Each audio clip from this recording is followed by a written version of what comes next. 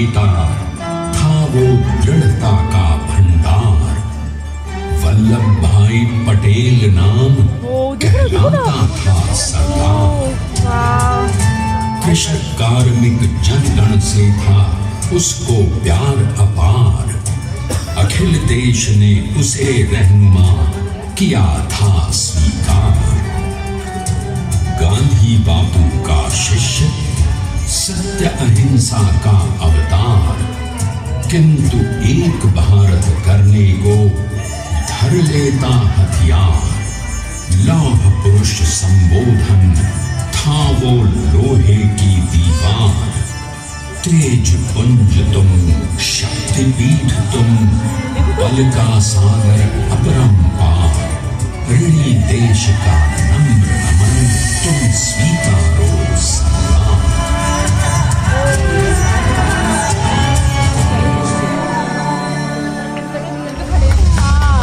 1857 में अंग्रेजों को ललकारने वाले पहले स्वतंत्रता संग्राम के एक सक्रिय सिपाही थे झवेर भाई पटेल।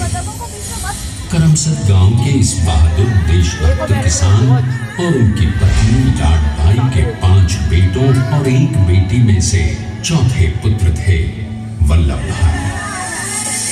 बालक वल्लभ ने करमसद के बाद नडियाद से अपनी हाई स्कूल की शिक्षा पूरी की। देखो फिर जय भगवान आके हाथ जोड़ गए म्यू के। उनकी शादी भी हो गई। देखो हाथ जोड़े। वो 2 बच्चों, बेटी मणि बहन और बेटे डाया भाई को जन्म देने के बाद झवेर बाई असमय ही चल बसी। हाँ, ये भगवान ही है अपने लिए तो। सदी बदलने और 20वीं सदी आने पर उनका जीवन भी एक चमत्कार की तरह बदला। पीटर का इम्तिहान पास करके वो वकालत करने लगे। पहले गोधरा, फिर आणंद और उसके बाद अहमदाबाद में। मगर जल्द ही वकालत छोड़कर वो बैरिस्टर बनने की इच्छा से इंग्लैंड चले गए। लंदन में बैरिस्ट्री में अव्वल आने और वजीफा जीतने वाले वो अनोखे भारतीय थे। अब तो अहमदाबाद की वरिष्ठ अदालत में बैरिस्टर पटेल की जिरह और जीतों की धूम मच गई।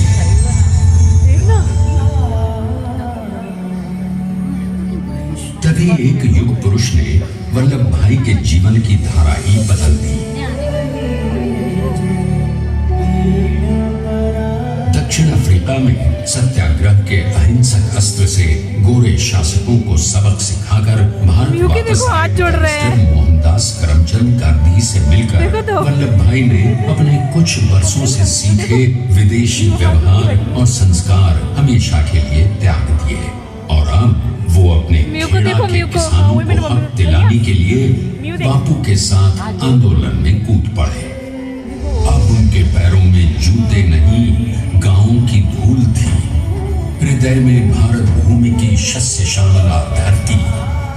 मन में थे गांधी और मस्तिष्क में एक नए स्वतंत्र भारत का सपना।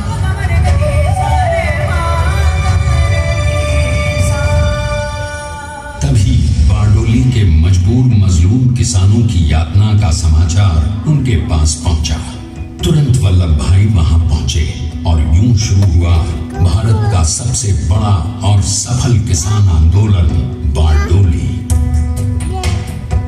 वल्लभ भाई ने बारडोली के 87,000 किसानों को ऐसा अटल अडिग अचल मनोबल दिया कि अंग्रेजी सरकार हिल गई और 1 बरस के बाद उनका लगान माफ कर दिया गया।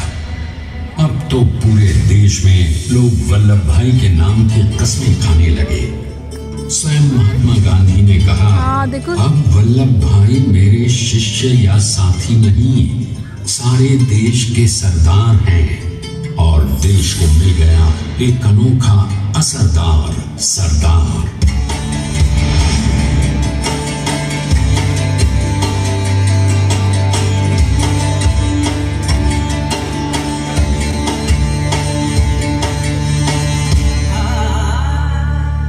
सरदार पटेल के नाम और देशभक्ति से अंग्रेज डर कर कांपने लगे।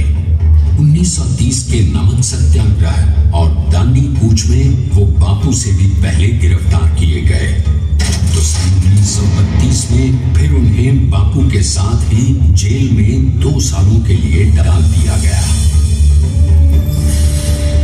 मगर आजादी के दीवानों को, स्वतंत्रता के परवानों को कौन गिरफ्तार कर पाया है? जेल से छूटते ही सरदार को कांग्रेस के नए राष्ट्राध्यक्ष पद पर चुना गया और उनकी सरपरस्ती में राष्ट्रवादी भारतीयों ने तमाम ब्रिटिश सूबों में जीत हासिल कर वहां अपनी स्थानिक सरकारें बनाई। किंतु सरदार का सपना केवल सरकार बनाना नहीं था।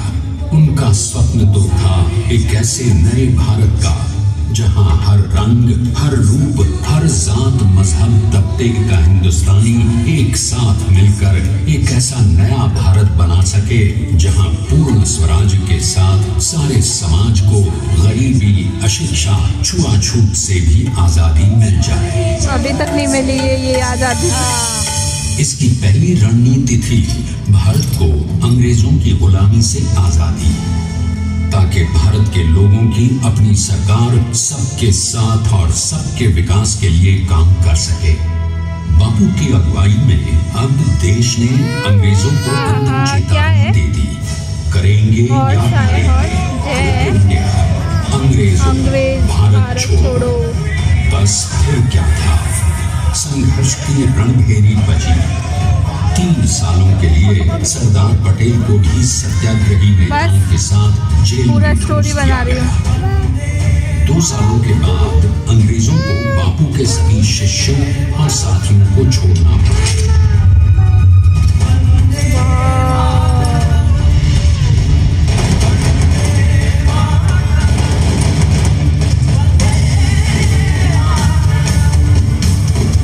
वंदे मातरम, वंदे मातरम, सीताराम सत्य श्यामराम मातरम।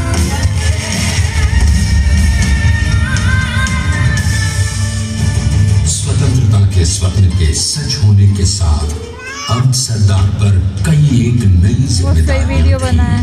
आने वाली आजादी की तैयारी और एक नए भारत के लिए नए लोकतांत्रिक संविधान की संरचना। जैसा उनके साथी ने खुद कहा था, सरदार ने ही 6वीं हथौड़ी लेकर एक नए भारत को उकेरा है।